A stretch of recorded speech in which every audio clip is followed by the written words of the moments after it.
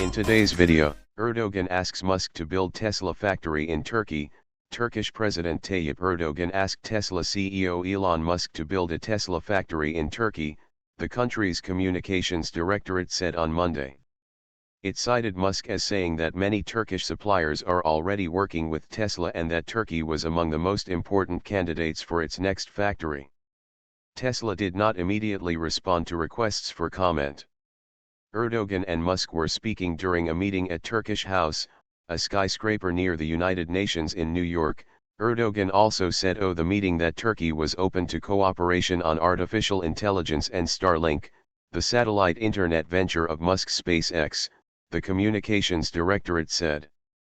It cited Musk as saying SpaceX wished to work with Turkish authorities to obtain the necessary license to offer Starlink satellite services in Turkey. It also said Erdogan invited Musk to attend Turkish Aerospace and Technology Festival Teknofest in Izmir at the end of September and cited Musk as saying he would gladly attend. Musk is also set to meet Israeli Prime Minister Benjamin Netanyahu in California on Monday. Musk posted on social media platform X that their talks would focus on artificial intelligence technology. Tesla in August expressed an interest in building a factory in India that would produce a low-cost electric vehicle.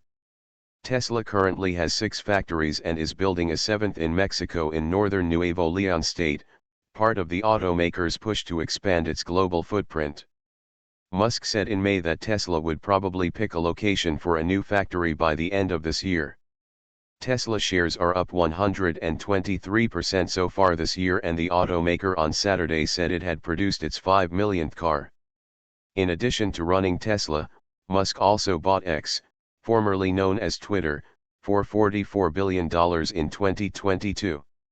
While describing himself as a free speech absolutist, Musk has complied with some demands by the Turkish government to censor content in the country.